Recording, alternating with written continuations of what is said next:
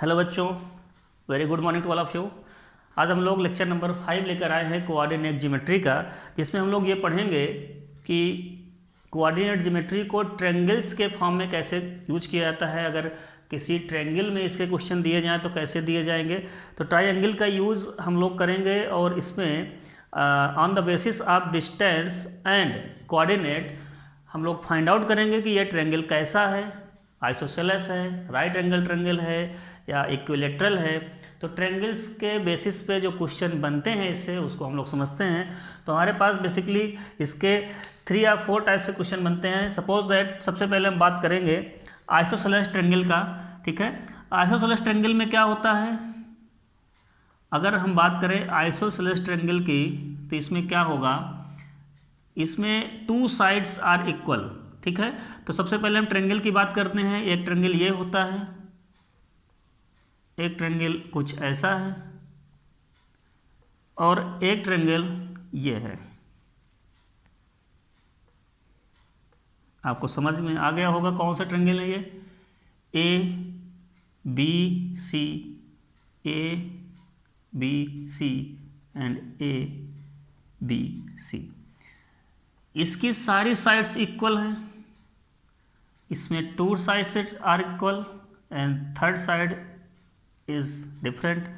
इसमें क्या है, सारी साइड तो डिफरेंट हैं A B and C, but एक एंगल राइट एंगल ट्रायंगल है। ठीक है, तो हम कह सकते हैं इस ट्रायंगल का क्या नाम होता है, इक्विलेटरल ट्रायंगल। ट्रायंगल को हम टीएल से रिप्रेजेंट कर रहे हैं। इसको क्या बोलते हैं, आइसोसेलेस ट्रायंगल। ठीक है, और ये क्या होता है, right angle triangle.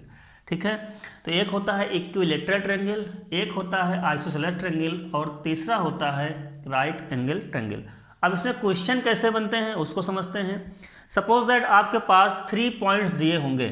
Suppose that आपके पास पॉइंट ए गिवन है x1 and y1, point b given है x2 and y2 and point c given है x3 एंड y3। आपसे पूछा जाएगा कि इन गिवन पॉइंट के अकॉर्डिंग आप ये बताइए, find out the properties of triangle. Triangle कैसा है, ट्रायंगल की प्रॉपर्टीज बताइए। तो आपको कुछ नहीं करना है, इसमें सिंपल सा किसी एक रैंडम सा ट्रायंगल में कोई भी ट्रायंगल ले लेंगे, हमें नहीं पता है कि ट्रायंगल कैसा है। ठीक है, इन क्वेश्चंस को करने का हम बेसिक फंडामेंटल बता रहे हैं आपको। ए बी सी आप मेंशन कर लीजिए, राइट। अब आप क्या करेंगे, इनके डिस्टेंसेस निकालिए। ए बी डिस्टेंस आपने निकाल लिया, फिर बी सी डिस्टेंस निकाल लिया और सी ए डिस्टेंस को आपने निकाल लिया। ओके, अगर कंडीशन हमारे पास ये कहती है, अगर a B is equal to b c is equal to c a आ जाता है, तो वो क्या होगा, वो इक्विलेटरल ट्रायंगल होगा। मतलब if all sides are equal this is called equilateral triangle. ठीक है, तो अगर सारी साइड्स इक्वल हैं तो वो इक्विलेटरल ट्रायंगल होगा। सेकेंड थिंग, अगर यहाँ पे A B is equal to, एक ही वर्टिसेस से अगर 2 लाइन इक्वल हो जाए ए सी और not equal to b c हो।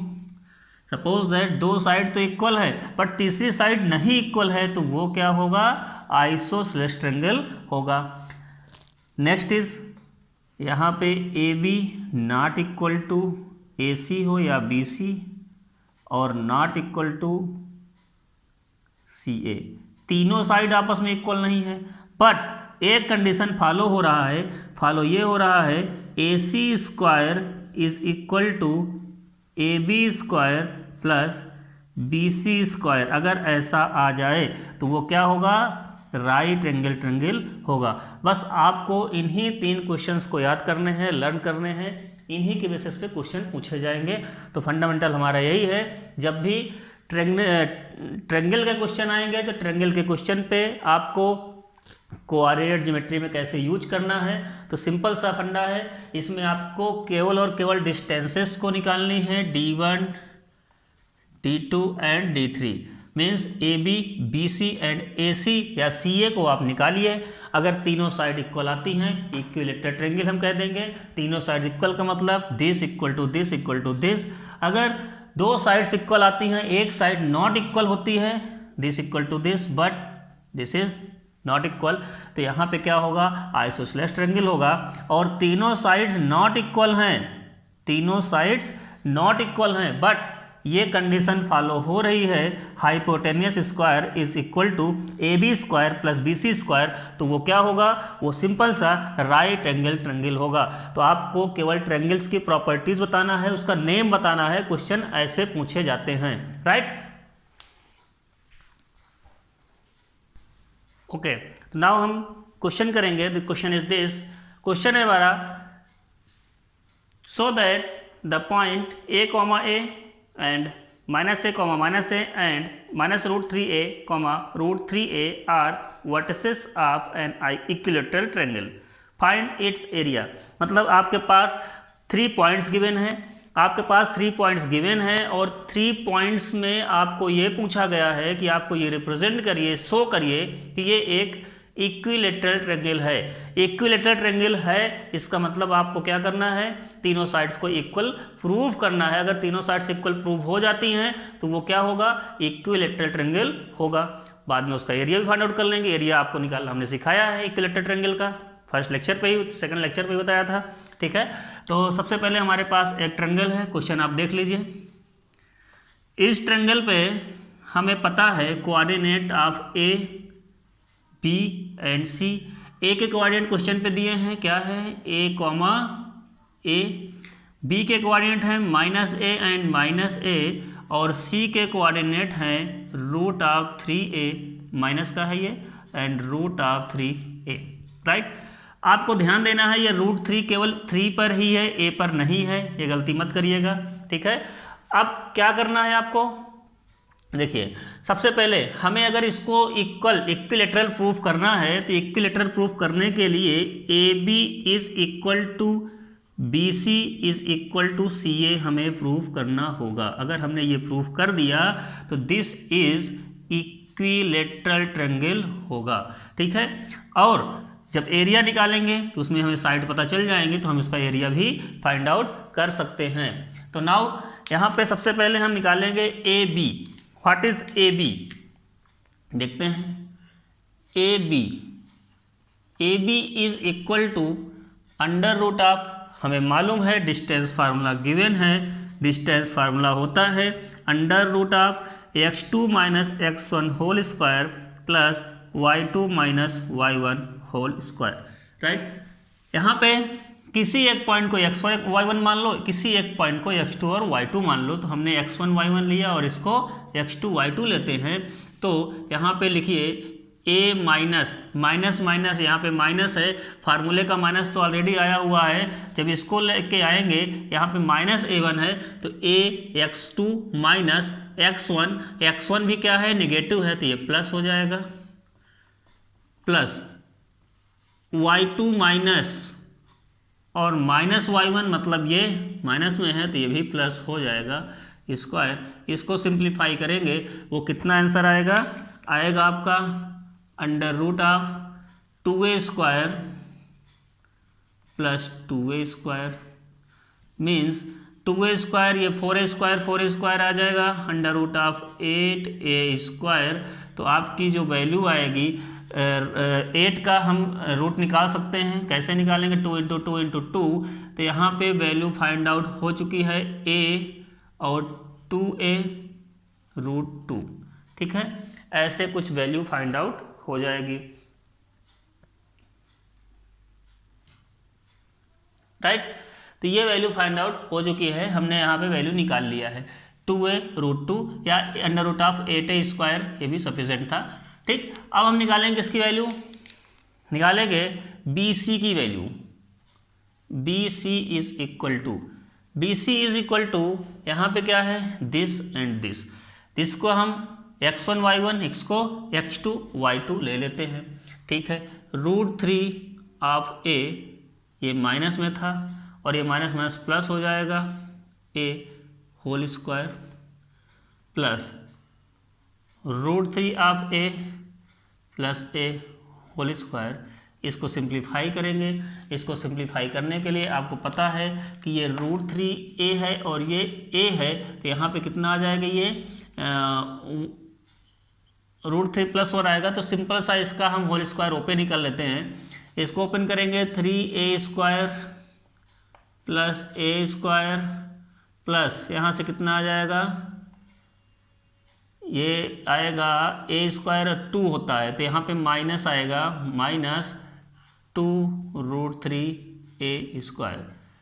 अब यहाँ से क्या आएगा, plus 3a² plus a² plus यहाँ पे कितना होगा, यहाँ पे होगा 2√3a²। हमने होल स्क्वायर को ओपन कर लिया और रूट तो ऐसे ही लगा था जैसे था।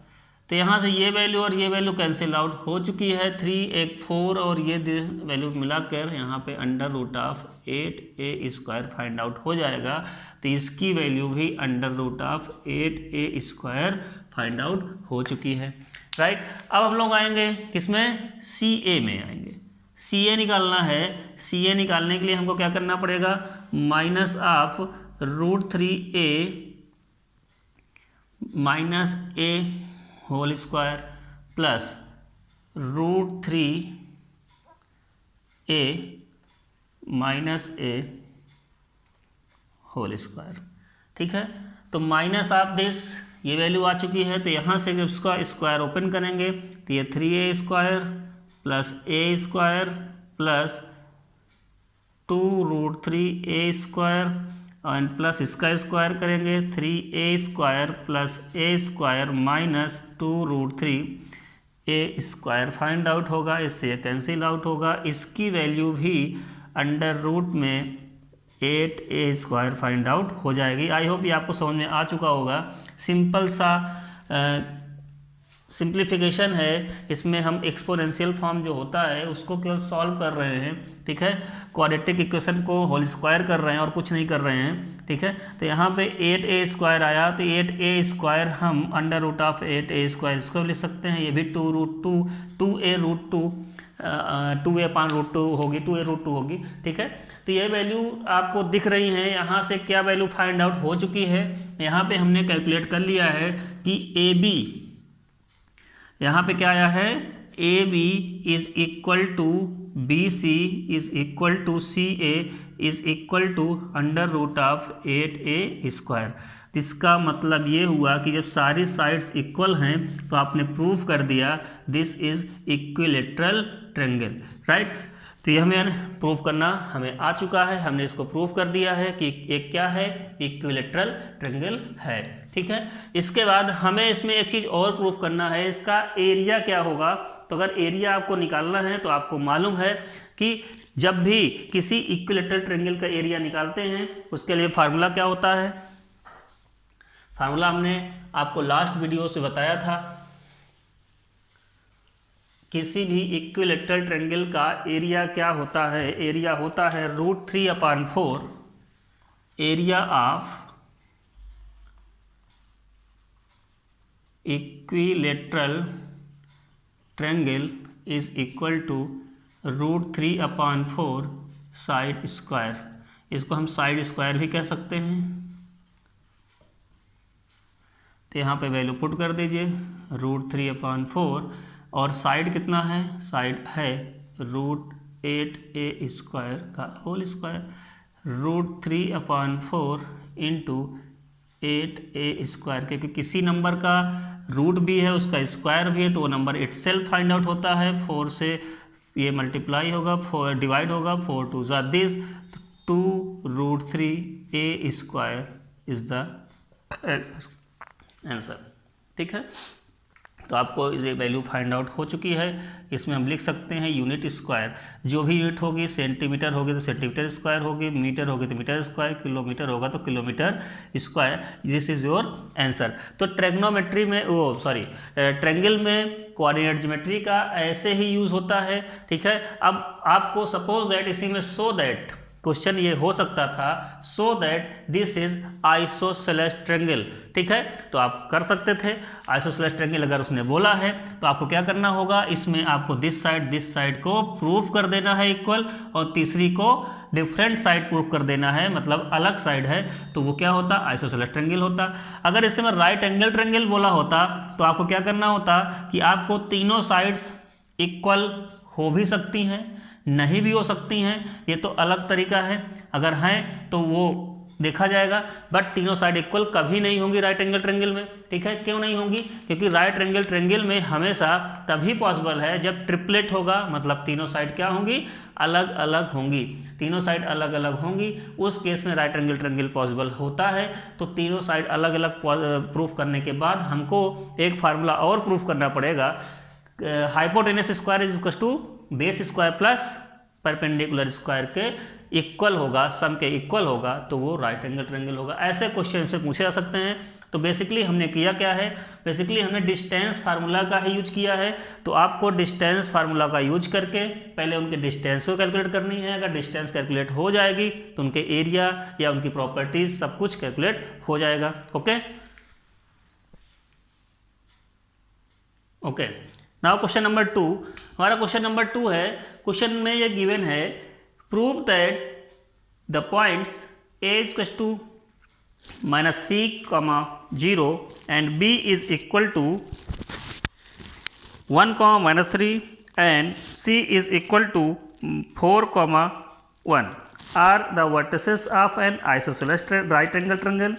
आइसोसेलेस भी बोला है और राइट एंगल ट्रायंगल भी बोला है।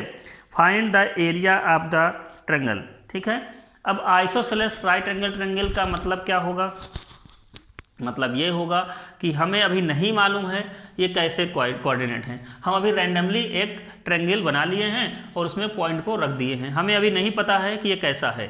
ठीक है, जब हम इनको प्रूफ कर लेंगे तब हम उसको बता सकते हैं, या हम इसको ऐसे भी लिख सकते थे, सपोज दैट उसमें राइट ट्रायंगल बोला है तो हम ऐसे भी मेंशन कर सकते हैं। चलिए ऐसे कर लेते हैं। आइसोसेलेस बोला है तो ये साइड जरूर इक्वल होंगी। ठीक है, तो हमें बेसिकली प्रूफ करना है कि ये साइड और ये साइड इक्वल हैं, two side of this equal, and hypotenuse square is equal to this square perpendicular square and base square होगा तो राइट एंगल भी प्रूफ हो जाएगा। इसमें दोनों चीज़ों को हमें प्रूफ करना है। तो बी पॉइंट हमारा था 1, -3, बी पॉइंट था 1, -3। ठीक है, तो आप एग्जाम में जब भी क्वेश्चन, जैसे भी क्वेश्चन पूछे तो आपको ऐसे ही मेजरमेंट कर लेना है। वैल्यू को हमें सबसे पहले कैलकुलेट करने के लिए हमें डिस्टेंस फार्मूला का यूज करना है। डिस्टेंस फार्मूला होता है √of x2 - x1 whole square plus y2 - y1 whole square, right. अब इसे हमें क्या करना है, सारे डिस्टेंस को पहले कैलकुलेट करेंगे। हमने बताया था आपको कि अगर जब भी ऐसा क्वेश्चन आए कि आइसोसेलेस प्रूफ करिए, इक्विलेटरल प्रूफ करिए, राइट एंगल प्रूफ करिए, तो आपको कुछ नहीं करना है, सीधे पॉइंट्स का यूज करके आप सारे डिस्टेंस को पहले कैलकुलेट कर लीजिए। ठीक है, तो डिस्टेंसेस कैलकुलेट करेंगे। अगर हम देखें यहाँ पे A B is equal to √of, किसी को भी x1 y1 मान लो, किसी को भी x2 y2, हमने मान लिया 1 - 3, तो 1 माइनस है और -3 है तो +3 हो जाएगा होल स्क्वायर, प्लस -3 और -0 होल स्क्वायर। सिंप्लीफाई करिए, इसको सिंप्लीफाई करने पे आपकी वैल्यू आएगी 4 √of 4 स्क्वायर, और यहाँ पे कितना आएगा +-3 का स्क्वायर। इस वैल्यू को सिंप्लीफाई करने पर आपको वैल्यू मिलेगी 4 का स्क्वायर 16 होगा और 3 का स्क्वायर क्या होगा 9, 16 + 9 दैट इज √of 25, और √of 25 क्या होता है 5। ठीक है, हमने ऐसे ही डायरेक्ट सॉल्व कर दिया है। अब आप निकालेंगे BC। चलिए BC निकालना है। BC का फार्मूला क्या होता है भाई, BC में है दिस और दिस, तो आप निकाल लीजिए 1 - 4 whole square and plus -3 - 1 whole square. तो this is 1 - 4 means -3 whole square, under root में है प्लस -3n -1 क्या होगा, -4 का स्क्वायर होगा। तो यहाँ पे 9 + 16 that is √25 which is 5 unit. ये भी 5 आ चुका है। अब हम क्या निकालेंगे, CA निकालने में हमें पता है 4 - -3, तो 4 - -3 मतलब +3 हो जाएगा square plus 1 - 0 square.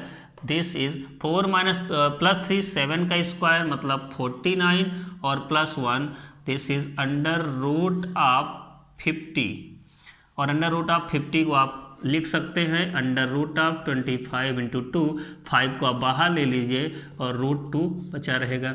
5√2 find out हो चुका है। तो आपको मालूम चल गया यहाँ पे क्या कंडीशन आ रही है, AB is equal to BC तो है but not equal to CA है। तो इस केस में हम तो क्या कह सकते हैं, किसी भी ट्रायंगल के अगर 2 साइड इक्वल होते हैं, तीसरी साइड इक्वल नहीं होती है तो क्या होता है, वो राइट एंगल ट्रायंगल तो नहीं कह सकते। यहाँ पे अभी हम प्रूव नहीं कर पाएंगे क्योंकि अभी हमें तीसरी कंडीशन लगानी बाकी है। तीसरी कंडीशन क्या है, यहाँ पे अब अगर इसको भी प्रूव कर दे AB² प्लस BC², ये भी प्रूफ कर दें तब राइट एंगल कह सकते हैं। बट यहाँ पे अगर AB is equal to BC not equal to CA है तो यहाँ पे हम आइसोसेलेस ट्रायंगल तो कह ही सकते हैं। आइसोसेलेस ट्रायंगल हो चुका है ये, बट राइट एंगल है या नहीं उसको भी चेक कर रहे हैं। ठीक है, तो आपको समझ में आ गया होगा, this is isosceles triangle, right. आप बताइए इसमें क्या करना है हमको। क्वेश्चन में क्या बोला है, क्वेश्चन में बोला है राइट एंगल ट्रायंगल। तो राइट एंगल के लिए आपको क्या करना पड़ेगा, AC² जो भी आया है देखिए 5√2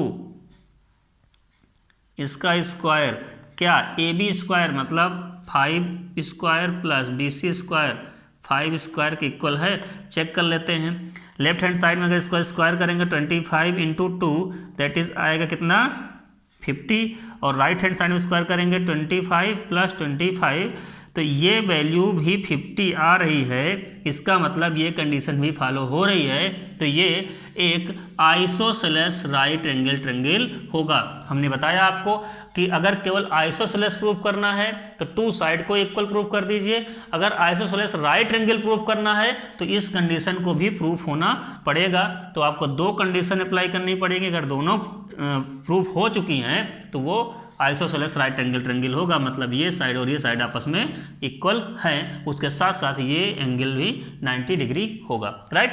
अब इसमें आपको इसका एरिया निकालना है। तो बताइए, एरिया आपको मालूम चल गया होगा, दिख रहा होगा। किसी भी ट्रायंगल का एरिया क्या होता है, area is equal to area of triangle ABC is equal to 1/2 into base into height. बताइए यहाँ पे इसका बेस क्या है 1/2 इंटू बेस तो आपको अभी निकाला आपने 5 है और हाइट क्या है वो भी 5 ही है। तो यहाँ पे कितना वैल्यू आएगा 25/2 में 12.5 यूनिट स्क्वायर या centimetre square metre square kilometre square जो भी होगा। तो 12.5 यूनिट स्क्वायर फाइंड आउट हो जाएगा। या स्क्वायर यूनिट भी कह सकते हैं, इसको स्क्वायर यूनिट भी कहा जा सकता है, राइट। तो आपके ये आंसर्स फाइंड आउट हो चुके हैं। तो इसमें ट्रायंगल्स में आपको बेसिकली क्या करना है, हमने फिर से वही बात करनी है कि अगर ट्रायंगल से क्वेश्चन आया है कोऑर्डिनेट ज्योमेट्री में तो आप सारे पॉइंट्स के अकॉर्डिंग सारे डिस्टेंस को कैलकुलेट करिए। अगर तीनों डिस्टेंस इक्वल हैं तो इक्विलेटरल होगा, 2 डिस्टेंसेस इक्वल हैं तीसरी नहीं इक्वल है तो क्या होगा आइसोसेलेस ट्रायंगल होगा। और अगर 2 डिस्टेंस इक्वल है तीसरी नहीं इक्वल है उसके साथ एक कंडीशन है कि hypotenuse square is equal to perpendicular square plus base square के अगर इक्वल होता है तो वो आइसोसेलेस राइट एंगल ट्रायंगल होगा। बस इतने ही क्वेश्चन आप कर लीजिए, आपके एग्जाम में सारे क्वेश्चन ऐसे ही मिलेंगे। अब हम लोग नेक्स्ट वीडियो मिलेंगे कुछ क्वाड्रिलेटरल के केसेस लेकर, जैसे आपको स्क्वायर पैरेललोग्राम रेक्टेंगल उसके केसेस करेंगे। Okay, thank you.